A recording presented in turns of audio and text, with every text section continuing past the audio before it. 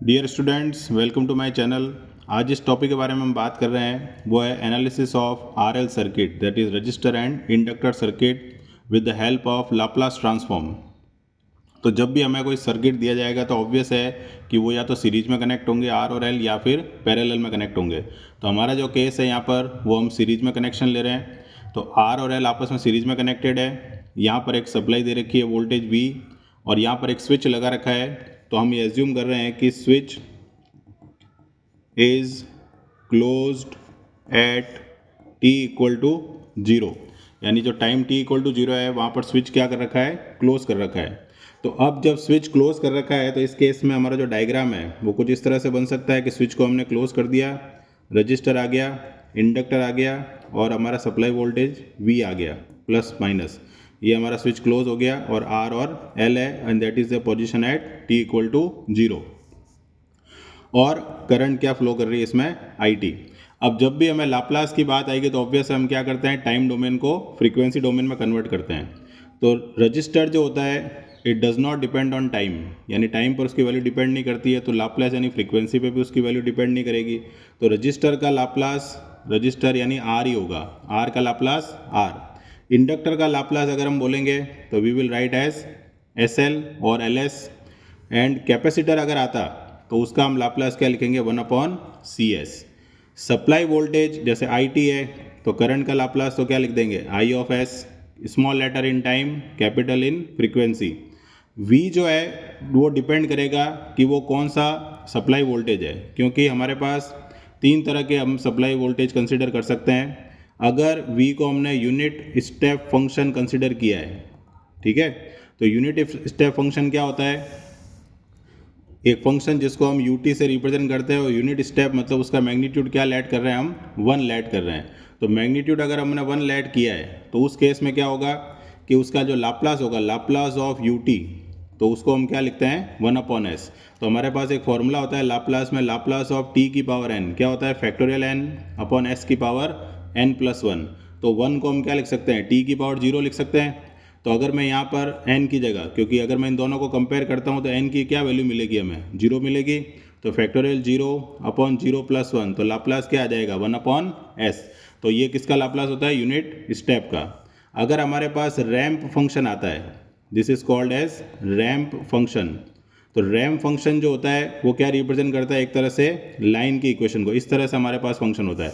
और unit step function को अगर हम रिप्रेजेंट करना चाहते हैं इन कंटिन्यूस डोमेन, तो वो हमारे पास कुछ इस तरह से होता है, डेट मूव टुवर्ड्स इन्फिनिटी। ये हमारी एक्सिस t होती है, और दैट विल बी ut, और ये हमारा हो जाएगा ओरिजन। और मैग्नीट्यूड क्या लेट कर लिया हमने, इसका 1 लेट कर लिया। सिमिलरली अगर हम बात करते हैं रैम फंक्शन की, तो रैम फंक्शन बेसिकली एक लाइन को रिप्रेजेंट करता है। अगर हम इस लाइन की इक्वेशन की बात करें तो हम क्या लिखते हैं, y equal to mx। Obvious है कि यहाँ पर एंगल जो होगा वो 45 होगा, तो m होता है tan 45, दैट विल बी 1, तो y will be equal to x। तो यहाँ पर जो रैम फंक्शन होता है उसको हम रिप्रेजेंट करते हैं RT इक्वल टू t से। तो t की पावर कितनी हो गई, 1 हो गई। तो अगर मैं इसका लाप्लास लेता हूँ, लाप्लास ऑफ RT, तो यहाँ पर पावर 1 है, तो फैक्टोरियल 1/n+1, तो n+1 मतलब 1+1, दैट विल बिकम 1/s²। तो अगर हमारे पास लाप्लास आता है और फंक्शन हमारे पास जो इनपुट है अगर वो कहता है रैम फंक्शन है, तो हमें उसका लाप्लास क्या लिखना है, 1/s²। थर्ड जो हमारे पास फंक्शन आता है वो आता है इम्पल्स फंक्शन। तो ये जो भी फंक्शन है, ये हम हायर जो क्लासेस आएंगी, signal system, control system, digital signal processing, उसके अंदर सब ये नाम आएंगे वापस से। तो इम्पल्स फंक्शन को रिप्रेजेंट किया जाता है डेल टी से। तो डेल टी जो होता है उसका वैल्यू, अगर हम लाप्लास ऑफ डेल टी की बात करेंगे तो उसकी वैल्यू क्या रहती है, 1 रहती है, क्योंकि डेल टी जो होता है वो केवल एक ही पॉइंट पे डिफाइन होता है। अगर मैं इसका वेव फॉर्म ड्रॉ करता हूँ डेल टी का, तो वो कुछ इस तरह से ड्रॉ होता है कि del t is defined only at a single point.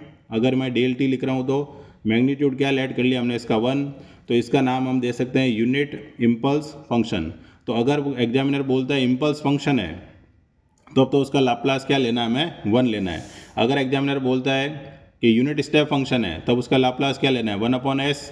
और अगर एग्जामिनर बोलता है कि रैम फंक्शन है तब उसका लाप्लास क्या लेना है, 1/s²। तो ये जो v लिखा हुआ है, अगर हमारे पास कुछ नहीं मेंशन है तो हम यूनिट स्टेप फंक्शन मान के चलेंगे। इसका मतलब इस v के साथ जब लाप्लास लेंगे तो किसको मल्टीप्लाई कर देंगे 1/s से। अदरवाइज अगर क्वेश्चन में मेंशन है इन तीनों में से कोई एक तो उसको हमें कंसिडर करना है। अब आते हैं हमारे क्वेश्चन पर। तो सबसे पहले हम क्या करेंगे, ये जो हमारे पास सर्किट दे रखा है इसको हम लाप्लास डोमेन में कन्वर्ट करेंगे। तो लाप्लास डोमेन में अगर मैं सर्किट को कन्वर्ट करता हूँ तो हमें कुछ इस तरह से नज़र आएगा। ये हमारे पास सर्किट है, तो v का लाप्लास, क्योंकि यहाँ पर मेंशन नहीं है कि कौन सा इनपुट है तो हम मान के चलेंगे यूनिट स्टेप इनपुट है, तो क्या लिख देंगे V/S। स्विच हमारे पास क्लोज है ही है। रेजिस्टेंस का लाप्लास क्या रहता है, रेजिस्टेंस ही रहता है। और इंडक्टर का लाप्लास क्या हो जाएगा LS। और यहाँ पर करंट जो फ्लो कर रही है उसको हमने क्या मान लिया IS। तो एक तरह से ये सीरीज सर्किट है, तो हम इसमें KVL अप्लाई कर सकते हैं। तो KVL अप्लाई करने के लिए हम क्या करते हैं, जो हमारी करंट की डायरेक्शन है उसके हिसाब से, जैसे ये प्लस माइनस है, ये तो करंट की डायरेक्शन है, अगर ये करंट इस तरह से जाती है तो करंट एंटर करेगी प्लस से, लीव करेगी माइनस से, यहाँ पर भी प्लस और माइनस। तो अगर हम KVL लिखते हैं तो KVL में हम क्या फाइंड करते हैं, वोल्टेज। और वोल्टेज जो होता है उसके लिए हमें दो चीज़ चाहिए, करंट और रेजिस्टेंस। तो सबसे पहले अगर किस करंट की डायरेक्शन के हिसाब से चलते तो पहला साइन हमें क्या मिला, माइनस, तो हमने लिख दिया माइनस। ये हमारे पास वोल्टेज सोर्स ही है तो इसकी वैल्यू क्या लिख दी, V/S। उसके बाद अगला साइन क्या है हमारे पास, प्लस, और R लिखा हमने, और करंट की वैल्यू क्या लिख दी, IS। उसके बाद अगला साइन क्या है हमारे पास, प्लस, और LS लिखा, और करंट की वैल्यू क्या लिख दी, IS इक्वल टू 0। तो इस तरह से हमने क्या करा है, KVL अप्लाई कर दिया इस क्वेश्चन के अंदर। अब क्योंकि हमें करंट की एक्सप्रेशन चाहिए, तो करंट हमारे पास दो जगह लिखी हुई है, तो हमने IS क्या ले लिया, कॉमन ले लिया। IS कॉमन लेंगे तो ब्रैकेट में क्या बचेगा, R+LS, और V/S को हमने उधर ट्रांसफर कर दिया। तो IS का एक्सप्रेशन क्या आ गया हमारे पास, V/S/R+LS। ठीक है। अब इसके अंदर जो हमारा स्टैंडर्ड फॉर्मेट है उसके हिसाब से अगर हम चलेंगे तो हमें इसका क्या लेना पड़ेगा, इन्वर्स लाप्लास। तो इन्वर्स लाप्लास लेने के लिए हम क्या करेंगे अब, कि ये वाली जो टर्म है ये नीचे जाएगी हमारे पास, तो ये जो S है ये नीचे आ जाएगा, तो S × R+LS को जिस तरह से हमारे पास फंक्शन बन जाएगा IS का। तो अब हमें IS को किस में कन्वर्ट करना है, IT में, that is in time domain. तो फ्रीक्वेंसी को अगर हमें कन्वर्ट करना है वापस से टाइम में, क्योंकि S रिप्रेजेंट कॉम्प्लेक्स फ्रीक्वेंसी जिसकी वैल्यू होती है सिग्मा प्लस j ओमेगा, तो S को हमें किस में कन्वर्ट करना है, T के अंदर। तो that process is called inverse Laplace. तो लाप्लास क्या था, जब टाइम को फ्रीक्वेंसी में बदलते हैं, और इन्वर्स लाप्लास क्या होगा, जब फ्रीक्वेंसी को टाइम में बदलेंगे। तो अब हमें, क्योंकि यहाँ पर हमारे पास दो फैक्टर है नीचे, एक S है और एक R+LS है, तो मोर देन जब वन फैक्टर हो जाते हैं तो हमें किसकी हेल्प लेनी पड़ती है, पार्शियल फ्रैक्शन की। तो पार्शियल फ्रैक्शन के जो रूल हैं वो डिपेंड करते हैं कि हमारे रूट्स कैसे हैं। तो सबसे पहला S को मैंने 0 के बराबर किया तो S 0 आ गया, that is real value. R+LS को इक्वल टू 0 किया तो क्या होगा, SL इक्वल टू -R, और S की वैल्यू क्या आ जाएगी, -R/L। This is also a real value, क्योंकि यहाँ पर आयोटा कहीं भी नज़र नहीं आ रहा है। तो दोनों वैल्यू अगर रियल है तो हम इसको कैसे लिखेंगे, A/S पहला फैक्टर, B/R+LS सेकेंड फैक्टर। दोनों का एलसीएम क्या आएगा, दोनों ही आएंगे क्योंकि दोनों डिफरेंट हैं, अलग अलग हैं। तो A के साथ कौन आ जाएगा, R+LS, और B के साथ कौन आ जाएगा, S आ जाएगा। उसके बाद में जो नेक्स्ट पार्ट आएगा हमारा वो क्या आएगा, कि इधर की तरफ क्या लिखना है, तो इधर की तरफ हमें वही फंक्शन लिखना है जो हमारे पास था। क्या था हमारे पास, V/S R+LS। तो डिनोमिनेटर आपस में क्या हो गए, कैंसिल आउट। तो V इक्वल टू क्या रहा, अब इसको मल्टीप्लाई कर रहे हैं, AR+ALS+BS, ये लिख दिया हमने। अब हमें दोनों तरफ क्या करना है, कंपेयर करना है। तो कंपेयर करने के लिए हम क्या करेंगे, हमेशा S की हाईएस्ट पावर से स्टार्ट करेंगे। तो S की हाईएस्ट पावर कितनी है, अगर हम इधर देखते हैं तो S की हाईएस्ट पावर कितनी है हमारे पास, 1 है। तो S की वैल्यू 1 और S की वैल्यू पावर 1, दोनों वैल्यू 1 है। तो इसको मैं अगर दोनों को साथ में लिखता हूँ कोफिशिएंट को, तो मैं कुछ इस तरह से लिख सकता हूँ, क्योंकि दोनों में S कॉमन आ रहा है। तो ब्रैकेट में क्या बचेगा, AL+B equal to, left hand side में S की कोई टर्म है क्या, नहीं है, तो इक्वल टू क्या लिख देंगे, 0। फिर आएंगे हम ऐसी टर्म पे जिसमें S नहीं है, तो AR इक्वल टू V। तो A की वैल्यू क्या आ गई, V/R, ये हमारा पहला टारगेट हो गया। अब हमें B की वैल्यू निकालनी है। तो AL+B इक्वल टू 0 है हमारे पास, तो उसमें A की वैल्यू रख देंगे V/R × L+B इक्वल टू 0। तो B की वैल्यू क्या हो जाएगी, -VL/R। तो इस तरह से हमने क्या फाइंड कर लिया, A भी फाइंड कर लिया और B भी फाइंड कर लिया। अब ये दोनों ए और बी हम कहाँ रख देंगे, जहाँ पर हमने एक्सप्रेशन लिखा था। कौन सा एक्सप्रेशन, जो पार्शियल फ्रैक्शन का था, कौन सा था, ए अपॉन एस और B upon R plus L S के अंदर। ये वाला जो पोर्शन है हमारे पास, इसके अंदर हमें ए और बी की वैल्यू पुट करनी है। तो ए और बी की वैल्यू अगर हम पुट करते हैं तो कुछ हमें इस तरह से फंक्शन नज़र आएगा।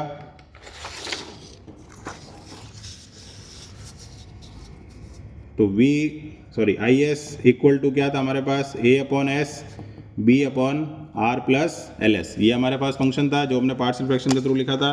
तो ए की वैल्यू हमारे पास आई थी वी बाई आर, ब्रैकेट में लिख दिया हमने 1 अपॉन एस, और इसकी वैल्यू आई है minus V L by R, और ब्रैकेट में हमने लिख दिया आर प्लस एल एस। ये दो वैल्यू पुट कर दी हमने।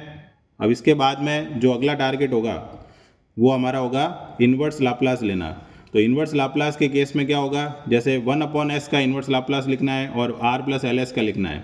तो हमारे पास जो फॉर्मूला होता है इन्वर्स लाप्लास का, जो इंपॉर्टेंट फॉर्मूला है क्या है हमारे पास, e to the power minus A T अगर होता है तो उसका इन्वर्स लाप्लास होता है 1 अपॉन एस प्लस ए।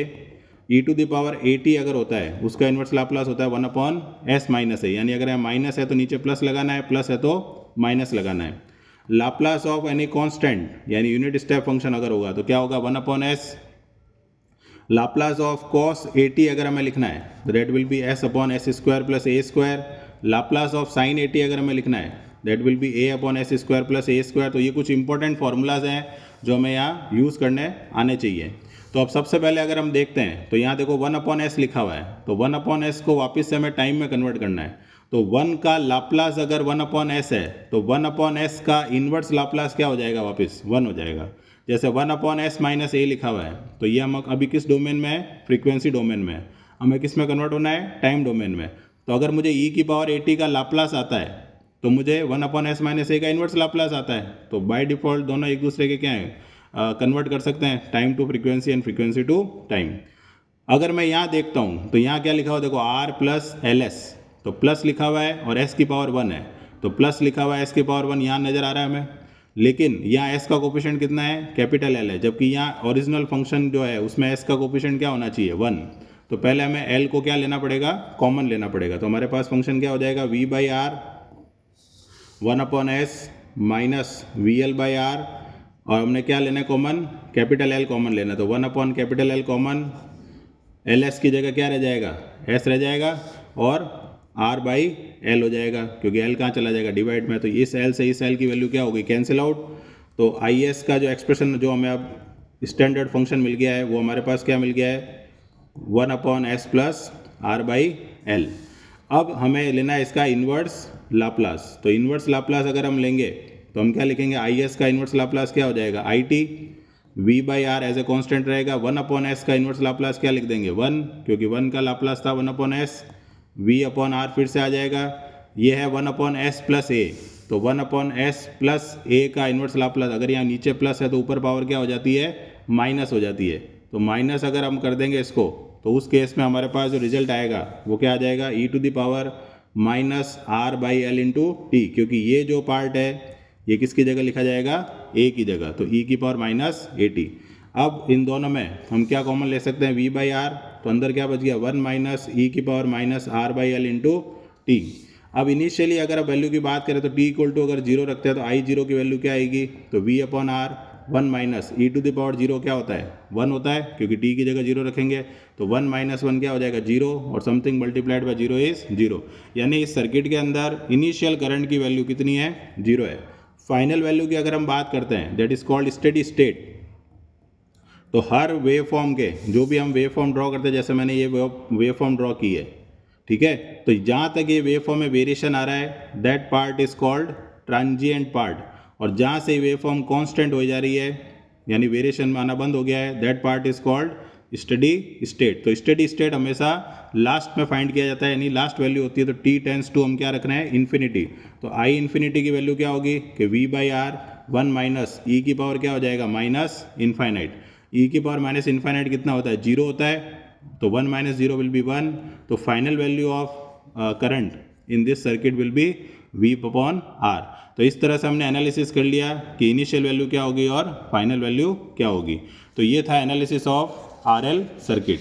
अब हम नेक्स्ट सर्किट की बात करते हैं that is called analysis of RC circuit. तो जैसे हमारे पास ये डायग्राम गिवन है और इसमें हमें एनालिसिस किसकी करनी है अब, आरसी सर्किट की। तो हम फिर से एज्यूम करेंगे कि at time t equal to 0 switch is closed. ठीक है, स्विच हमारे पास क्लोज है टाइम t इक्वल टू 0 पर। फिर से हमें इसको किस में कन्वर्ट करना है, फ्रीक्वेंसी डोमेन में। तो इस सर्किट को अगर हम फ्रीक्वेंसी डोमेन में कन्वर्ट करते हैं तो फिर से हम यहाँ एज्यूम करेंगे कि लेट इनपुट, अगर हमें गिवन नहीं है तो हम क्या एज्यूम करेंगे, यूनिट स्टेप फंक्शन। और यूनिट स्टेप फंक्शन अगर हमारे पास इनपुट होता है तो उस केस में हमारा जो आउटपुट होगा या लाप्लास होगा वो क्या हो जाएगा, v अपॉन एस। तो यहाँ लिख देंगे वापस से v अपॉन एस। यहाँ आ जाएगा स्विच क्लोज, रजिस्टर का लाप्लास रजिस्टर ही होता है यानी कांस्टेंट ही होता है, और कैपेसिटर का जो लाप्लास होगा that will be 1 upon C S. और यहाँ फ्लो करा देंगे करंट आई एस, और यहाँ क्या लिख देंगे आर, और ये हमारा क्या है, स्विच। तो ये इस तरह से हमने डायग्राम फिर से ड्रॉ कर लिया। फिर से हम KVL लगाने वाले हैं। तो यहाँ लिख देंगे प्लस माइनस, यहाँ पे भी क्या लिख देंगे, प्लस और माइनस। तो क्या होगा हमारे पास, minus V by S plus R into I S plus R upon C S that is equal to 0। फिर से हमें एक्सप्रेशन ऑफ करंट निकालना है। ठीक है, यहाँ पर 1 upon I S upon C S आएगा। तो I S upon C S आ गया यहाँ पर, तो आई एस दोनों में क्या आ गया, कॉमन। तो आर प्लस क्या बच गया, 1 अपॉन सी एस, और वी अपॉन एस को हमने उधर ट्रांसफर कर दिया। तो आई एस यहाँ पर एलसीएम ले लेते हैं, तो सी एस एलसीएम आ जाएगा। तो 1 प्लस क्या हो जाएगा, R C S is equal to V upon S. तो एस से एस क्या हो सकता है, कैंसिल आउट। तो आई एस का एक्सप्रेशन क्या आ गया, V C upon 1 plus R C S. ये हमारे पास किसकी वैल्यू आ गई, आई एस की। अब यहाँ पर कितने फैक्टर है नीचे, केवल एक ही फैक्टर है। देखो 1 plus R C S equal to 0, तो S will be equal to minus 1 upon R C, that term is real value. ठीक है, अब ये रियल वैल्यू है और एक ही फैक्टर है, तो पार्शियल फ्रैक्शन इस केस में अप्लाई नहीं हो सकता है, क्योंकि अगर एक ही फैक्टर होता है तो पार्शियल फ्रैक्शन नहीं होगा, डायरेक्ट फॉर्मूला बेस्ड होगा वो। तो यहाँ पर अगर हम देखते हैं तो नीचे प्लस साइन है और एस की पावर 1 है। तो हमने देखा था कि Laplace inverse of 1 upon S plus A अगर होता है तो उसको हम लिखते हैं ई की पावर माइनस एटी। लेकिन कंडीशन क्या है कि s का कोफिशिएंट क्या होना चाहिए, 1। तो हमें आर सी जो है यहाँ पर वो क्या लेना पड़ेगा, कॉमन लेना पड़ेगा। तो आई एस इक्वल टू क्या हो जाएगा, आर सी अगर मैं कॉमन लेता हूँ तो s plus 1 upon R C. तो ये c से c क्या हो गया, कैंसिल आउट, क्या बचा, v अपॉन आर, और ब्रैकेट में क्या रह जाएगा हमारे पास, 1 upon S plus 1 upon R C. ठीक है, अब इस केस में जब मैं इन्वर्स लाप्लास लूँगा तो इन्वर्स लाप्लास अगर मैं लेता हूँ तो वैल्यू क्या आएगी, इन्वर्स लाप्लास। तो आई टी इक्वल टू क्या हो जाएगा, v अपॉन आर, और यहाँ देखो डायरेक्ट फॉर्मूला बन जाएगा, a की जगह क्या लिख देंगे, 1 अपॉन आर सी। तो e की power minus T upon R C. ये मेरे पास आ गया एक्सप्रेशन ऑफ करंट। तो इसी को हम ट्रांजिएंट इक्वेशन कहते हैं। ठीक है, एग्जाम अगर आता है ट्रांजिएंट एनालिसिस तो वो इक्वेशन जो इसमें वेरिएशन आता है दैट इज कॉल्ड ट्रांजिएंट। तो t इक्वल टू अगर मैं 0 रखता हूँ इसमें, तो आई 0 की वैल्यू क्या होगी कि e की पावर 0 क्या होगा, 1 होगा। तो वैल्यू क्या आ जाएगी, v अपॉन आर, और t की जगह अगर मैं इन्फाइनाइट रखता हूँ that is steady state value, तो v अपॉन आर ई की पावर माइनस इन्फाइनाइट, ई की पावर माइनस इन्फाइनाइट 0 होता है।